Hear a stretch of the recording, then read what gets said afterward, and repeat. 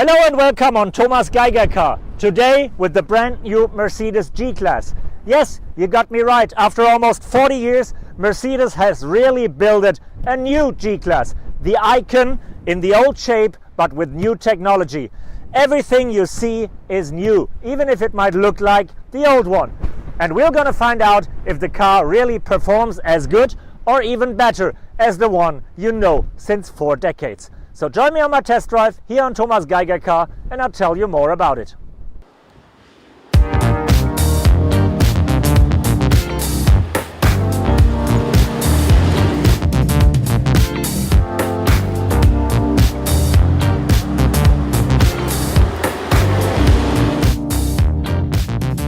For the initial start, the G-Class will be available with 2 perfect engines, 4-liter V8. As the G500, it will have 422 horsepower.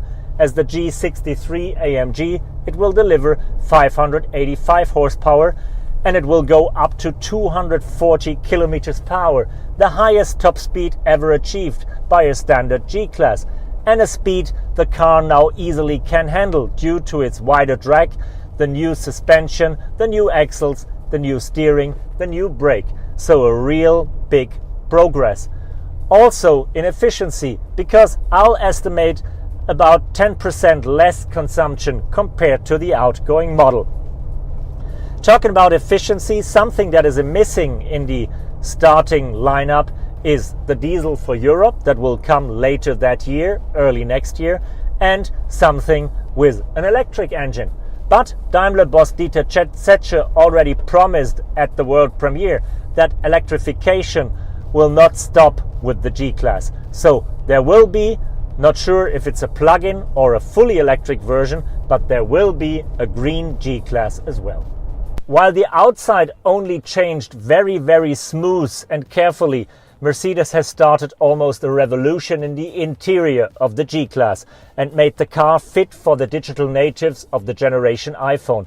Because also in the G-Class we now have the digital widescreen cockpit with the 2 big screens as we know it from E and S Class.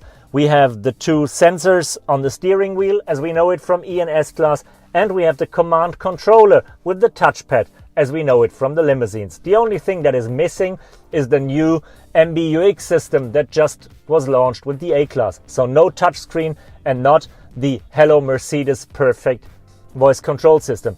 And even if everything is looking different, modern, fresh and new, there are also some iconic details kept in the car.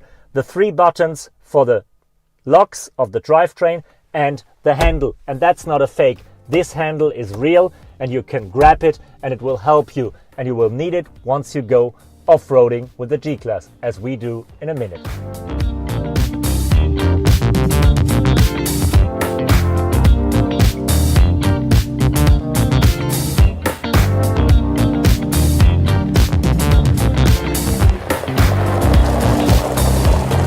If you drive the G-Class on its home turf, you will not figure out much differences to the outgoing model.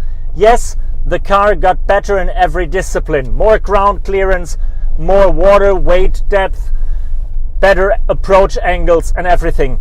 But it already was that good that you really need to be a professional rally driver if you want to figure out the progress the engineers made. Solid leather frame, low range gear and 3 individual locks gets you almost everywhere. The big difference comes if you go on-road, because that was the weak part of the old G-Class. It was loud, noisy, uncomfortable. The new model instead is very relaxed, almost a limousine on a bit higher wheels. Design-wise, Mercedes has done an amazing job continuing the G-Class story, because on the first look it is still the icon. The same shape that you know for almost 40 years. Still the boxy vehicle with only hard corners and no soft shapes. But if you look a little bit closer, all the metals is slightly bended. Even the front window is a bit curved. And the car got wider, wheelbase got bigger, so you got more space in the interior. For me, really a good example how you treat an icon without sticking too much to the history, getting it a bit modern, but still staying true to the initial shape. The shape of the G-Class might be the same, but the size has changed dramatically. The car got 10 centimeters wider, it's got more wheelbase, it's a little longer than before, and all that is to benefit for the rear seat passengers.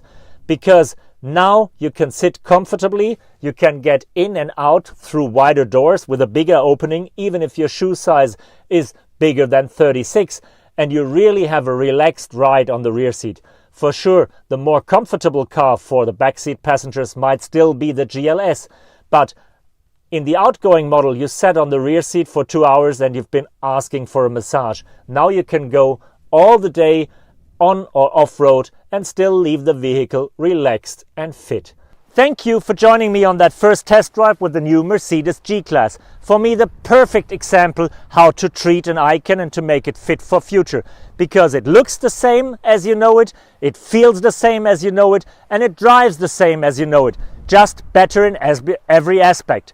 It is more modern, more efficient, it's got the more modern infotainment, it is more luxurious and more comfortable. So the perfect way to stand for another 40 years.